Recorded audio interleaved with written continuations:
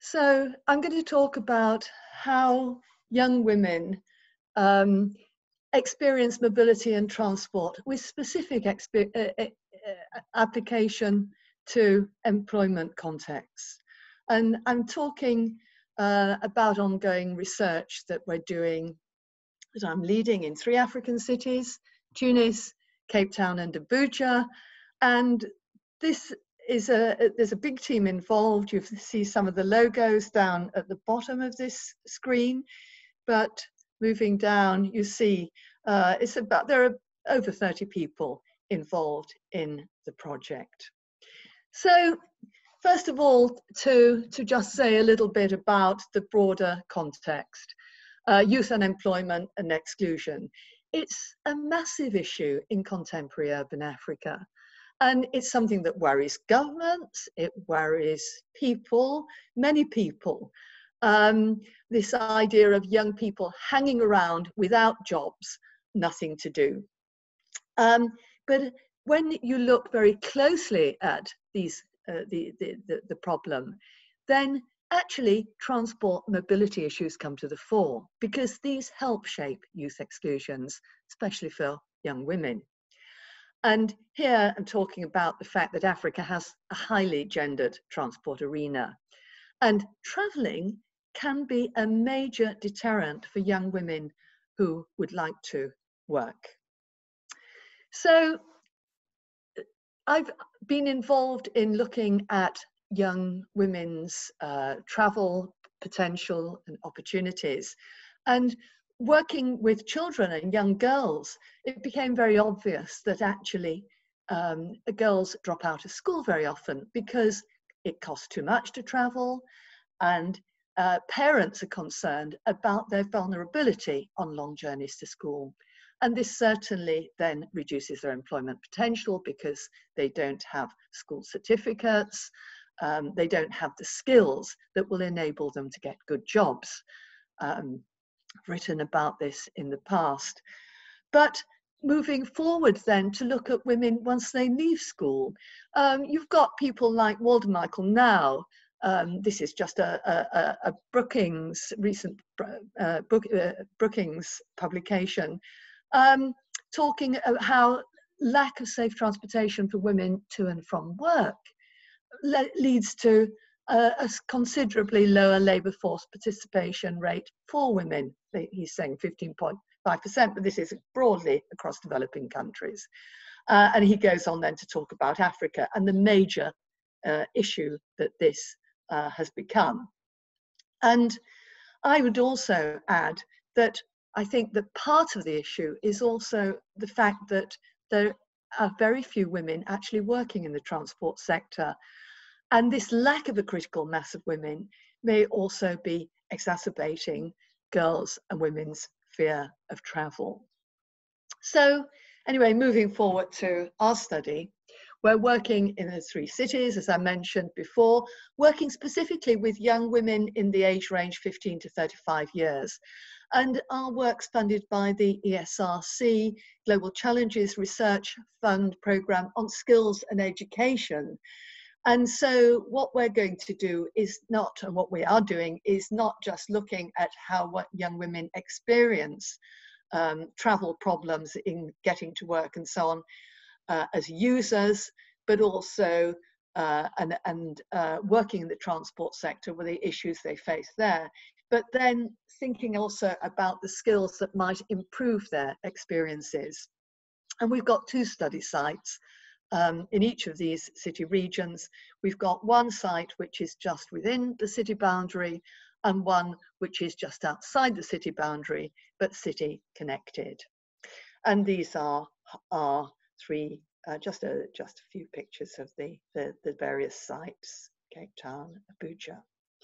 So we started our research early 2019 by, first of all, recruiting peer researchers from, these are young women from the communities where we're undertaking research, so that we can actually get a real understanding of what the issues are in those communities. And if we can identify what are some of the key questions, then this will help subsequent academic research. So we did the training, and I'll talk a bit more about that in a minute, but then followed this on with academic teams working, talking with young women, with transport employers, people working in the transport sector, and even community men, you know, how they view young women working in transport. And the idea is that we will identify, implement, and evaluate some pilot interventions with women as transport users, and with women working with women working to and enable them to work, obtain work in the transport sector, and that's work with the NGO TransAid.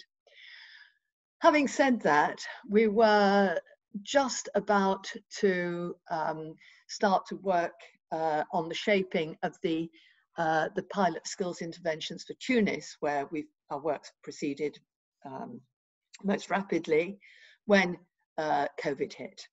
And that has been a massive issue for us now, as it is for so many people.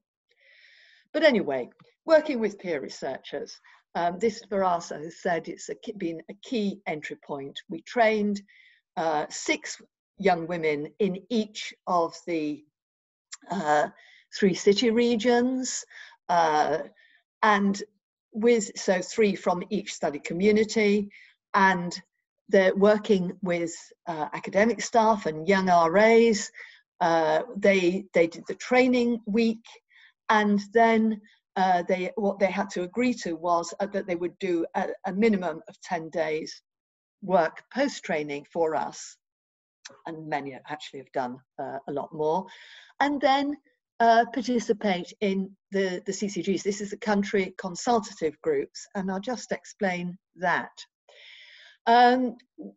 The consultative groups are, I think, quite critical to our work, because what we've been doing is to bring together the peer researchers with people in the transport sector and beyond the transport sector, in government, in NGOs, CBOs, the private sector, transport unions, and academics, of course, and with the idea of not just using these groups to help understand issues and to shape the pilot interventions, but specifically to enable the young women who've been doing research and were key to the starting our work to really present their personal experiences.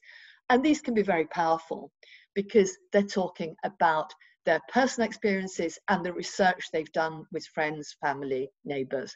Very, very strong impact, I think we've found, particularly in Tunis. And the sort of findings that we've had. We've got a lot of basic data now, particularly for Tunis and Abuja. Cape Town has been slower to get moving, but essentially we're finding some themes across all low-income areas that keep emerging, re-emerging. Patriarchal culture, transport deficiencies, very difficult getting good transport in these neighborhoods, these low-income neighborhoods. Essentially, the employment in the transport sector is dominated by men. And women, if we find them in the transport sector, are doing the lowest paid jobs, maybe selling tickets, in Abuja, portering, cleaning, and very, very few taxi drivers, mechanics, and so on. And I would argue that essentially the whole atmosphere, the whole travel atmosphere, is really dominated by male attitudes. And you get, as you're traveling, pushing, stealing, verbal and sexual harassment, pretty widespread, not just on public transport, but in the stations. And at night, it's particularly difficult in these poor neighborhoods when you want to travel. And there is really strong fear among young women of attack, of mugging, and very often there's virtually non-existent night lighting. And so if you want to walk, if you need to walk, then you hopefully have a group to walk with for safety. So I'm just going to give you a few quotations from young women as transport users across our 3 cities, how they experience transport and travel. Well, first of all, in Tunis, massive problems above all our cities. Tunis is the place where sexual harassment dominates young women's conversations about travel on public transport. And really, this affects not just their lives, but their likelihood of taking up a job. So you've got a girl here who had an internship, took the bus, man came very close to her. It was a very unpleasant experience. So she decided to quit the job. Then you've got a young woman married. Her husband says, yeah, well, just stay at home. Doesn't even want her to travel on public transport at all. He drives her. And as one of our young peer researchers said, you know, sexual harassment, it's a daily experience. And when you confront them, they express shock. You know, what, me? Yeah. And then blame you. It's your dress. It's very, very unpleasant. If we move to Abuja then, here young women have difficulties traveling, but conditions are such that they just have to work in many, many cases. But what the sort of jobs they get are or semi-skilled, they're very low paid. And when it comes to travel experiences, then it's theft, motorcycle accidents, because in these low-income communities, often it's Okada, the motorcycle taxis, that are the principal form of transport, and kidnap. So you've got this young girl talking about passing a bridge, and the men, they're standing there, and there's a girl. This is Nigeria. You have to shine your eyes. You've got to watch out. Then there's the one chance taxis. This is all about kidnap. And it's an increasingly serious issue in these areas. And young girls, if they're walking along, and particularly a taxi with tinted windows comes along, they will look away because they are frightened that they will get pulled into these taxis if they ask for directions or whatever. So that's they feel that's very dangerous. And women with children are very concerned about this. Then there's somebody getting into a tricycle and there's 2 men. One of them brings out a knife, they collect the money. They rape ladies. She's very, very, very scared by this experience. And inevitably, it shapes how she travels subsequently.